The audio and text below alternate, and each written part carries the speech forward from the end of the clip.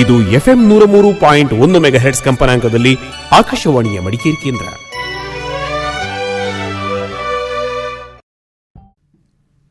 ಆಕಾಶವಾಣಿ. ಈಗ ಕೇಳುವ ಚಿಂತನ. ಪ್ರಸ್ತುತಿ ಡಾಕ್ಟರ್ ಸುಲೋಚನಾ ನಾರಾಯಣ್.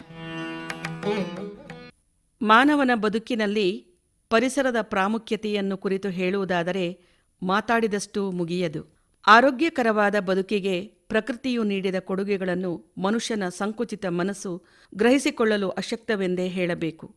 ಭೂಮಿ, ಗಾಳಿ, ನೀರು, ಅಗ್ನಿ, ಆಕಾಶಗಳೆಂಬ ಪಂಚಭೂತಗಳೇ ಜೀವಿಗಳನ್ನು ಸಮಸ್ತವಾಗಿ ಉಳಿಸಿಕೊಳ್ಳುವಂತಹ ಅಂಶಗಳು. ಪರಿಸರದ ಇನ್ನೊಂದು ಮುಖವೇ ಪ್ರಾಕೃತಿಕ ಸೌಂದರ್ಯ. ಜೊತೆಗೆ ಮಾನವನ ಸಂಪತ್ತು, ಆರ್ಥಿಕತೆ ಮತ್ತು ಸಾಮಾಜಿಕ ರಚನೆಯು ಪರಿಸರದೊಳಗೆ ಹಾಸುಹೊಕ್ಕಾಗಿದೆ. ಯಾವಾಗ ನಮ್ಮಲ್ಲಿ ಪರಿಸರ ಬೇರೆ, ನಾವು ಬೇರೆ ಎಂಬ ವಿಭಜನೆ ಹುಟ್ಟಿಕೊಳ್ಳುತ್ತದೋ, ದುಷ್ಟ ಮನಸ್ಥಿತಿಗಳು ಸುಂದರ ಪರಿಸರವನ್ನು ನಾಶ ಮಾಡಲು ಹಿಂಜರಿಯುವುದಿಲ್ಲ. ನಾವೆಲ್ಲರೂ ಪ್ರಕೃತಿಯ ಅವಿಭಾಜ್ಯ ಅಂಗವೆಂದು ಸಮನ್ವಯದ ಭಾವನೆಗಳು ಬೆಳೆದಾಗ ಪರಿಸರವನ್ನು ನಾಶಗೊಳಿಸುವ ಬದಲು ಪ್ರೇಮ ಭಾವದಿಂದ ನೋಡಲು ಸಾಧ್ಯವಾಗುತ್ತದೆ. ಪರಿಸರ ಪ್ರೇಮವನ್ನು ಸಂಘಟನೆಗಳ ಮೂಲಕ, ಶಾಸನಗಳ ಮೂಲಕ ಕಡ್ಡಾಯವಾಗಿ ತರುವಂಥದ್ದಲ್ಲ. ಆದರೂ ನೀವು ವನ್ಯಜೀವಿ ಸಂರಕ್ಷಣೆ, ಜಲ ಸಂರಕ್ಷಣೆ, ಅರಣ್ಯ ಸಂರಕ್ಷಣೆ ಕುರಿತಂತೆ ಹಲವಾರು ಕಾನೂನಾತ್ಮಕ ಮಾರ್ಗಗಳನ್ನು ಕಾಣುತ್ತೀರಿ ಮತ್ತು ಆ ಕಾನೂನುಗಳು ಇಂದು ಹೆಚ್ಚಾಗುತ್ತಿದೆ. ಅವುಗಳು ಪರಿಸರವನ್ನು ಕಾಪಾಡಲು ಅಶಕ್ತವಾಗಿದೆ.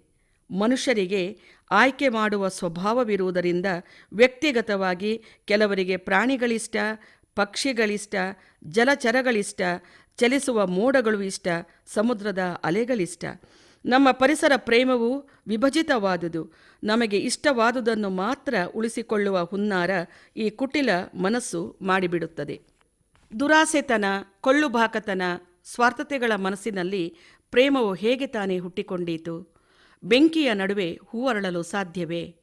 ಅಭಿವೃದ್ಧಿಯ ಹೆಸರಿನಲ್ಲಿ ಕೈಗಾರಿಕೆಗಳಲ್ಲಿ ಜಾಗತೀಕರಣವೆಂಬ ಹಣೆಪಟ್ಟಿಯಲ್ಲಿ ಸರ್ಕಾರಿ ನೀತಿಗಳು ಪರಿಸರವನ್ನು ಬಳಸಿಕೊಂಡರೆ, ವ್ಯಕ್ತಿಗತವಾಗಿ ಖಾಸಗಿ ಜಮೀನುಗಳಲ್ಲಿ ಹೆಚ್ಚಿನ ಹಣ ಗಳಿಕೆಗಾಗಿಯೂ ದುರುಪಯೋಗವಾಗುತ್ತಿರುವುದು ಕಾಣುತ್ತೇವೆ.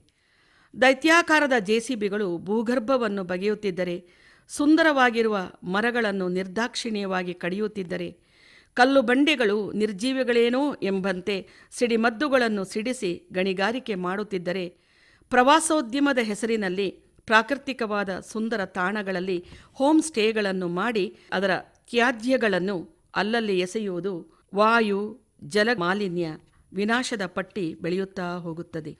ಉಳಿಸಿ ಸಂರಕ್ಷಿಸಿಕೊಳ್ಳುವ ವಿವೇಕ ಕುಂಠಿತಗೊಳ್ಳುತ್ತದೆ. ಕೇರಳ ಮಡಿಕೇರಿಯಲ್ಲಿ ಇತ್ತೀಚೆಗೆ ನಡೆದು ಹೋದ ಪ್ರಾಕೃತಿಕ ದುರಂತಗಳು ಮನುಷ್ಯನ ಮನಸ್ಥಿತಿಯನ್ನು ಸಾಕ್ಷೀಕರಿಸುತ್ತದೆ.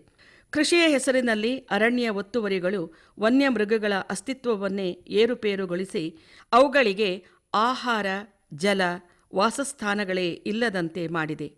ಕಾಡಿನ ಮರಗಳು, ಬಿದಿರು ಮುಂತಾದವುಗಳು ಮಾಫಿಯಾಗಳ ಸೊತ್ತಾಗಿದೆ.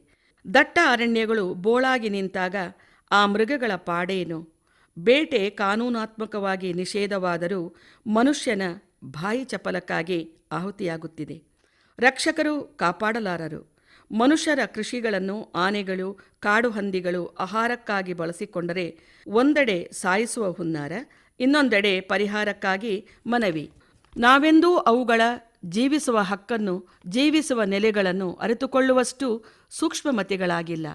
ನಾವೇ ಶ್ರೇಷ್ಠ, ಎಲ್ಲವೂ ನಮಗೆ ಎನ್ನುವ ಅಹಂ ಪರಿಸರದ ಕಾಳಜಿಯನ್ನು ಬೆಳೆಸಲು ಪೂರಕವಾಗಿಲ್ಲ. ದೈನಂದಿನ ಚಟುವಟಿಕೆಗಳಲ್ಲಿ ಕೇವಲ ಹಣಗಳಿಕೆ, ಪ್ರತಿಷ್ಠೆ, ತೋರಿಕೆಯ ಬದುಕಿನಲ್ಲಿ ಮಹತ್ತರ ಮೌಲ್ಯಗಳಿರುವ ಪರಿಸರಕ್ಕೆ ಗಮನ ನೀಡುವುದಿಲ್ಲ. ಕೇವಲ ಜಂಜಾಟ, ದೊಂಬಿ ಗದ್ದಲಗಳ ಮನಸ್ಸು ಪ್ರಕೃತಿ ನೀಡುವ ರಸಾನುಭವಗಳನ್ನು ಸವಿಯಲು ಶಕ್ತವಾಗಿಲ್ಲ. ಗಾಳಿ ಬೀಸುವಾಗ ನಲಿದಾಡುವ ಬಿಳಿ ತಾವರೆಗಳ ಸೌಂದರ್ಯ ಮತ್ತು ನರ್ತನ ಮಾಡುತ್ತಿರುವ ಪರಿಯನ್ನು ಕಾವ್ಯಗಳ ಮೂಲಕ ಸೆರೆಹಿಡಿದ ಕವಿಗಳನ್ನು ಓದಿ ಆಸ್ವಾದಿಸುವ ಅವಕಾಶಗಳೇ ಕಳೆದು ಹೋಗಿಬಿಡುತ್ತದೆ. ಎಲ್ಲ ರೀತಿಯ ಅನುಭವಗಳನ್ನು ಆನಂದಿಸುವುದು ನಮಗೆ ಸಿಕ್ಕಿರುವ ಅಸ್ತಿತ್ವದ ವರದಾನವಾದರೂ ನಮಗೆ ಅದರ ಅರಿವಿಲ್ಲ. ಪರಿಸರದ ಮೇಲಿನ ಪ್ರೇಮವು ಅರಿವಾಯಿತೆಂದರೆ ಜೀವನವು ವರದಾನವಾದಂತೆ. ಇದುವರೆಗೆ ಚಿಂತನ ಕೇಳಿದಿರಿ. ಪ್ರಸ್ತುತಪಡಿಸಿದವರು ಡಾಕ್ಟರ್ ಸುಲೋಚನಾ ನಾರಾಯಣ್. ಈ ಕಾರ್ಯಕ್ರಮ ಆಕಾಶವಾಣಿ ಮಡಿಕೇರಿ ಕೇಂದ್ರದ ಕೊಡುಗೆ.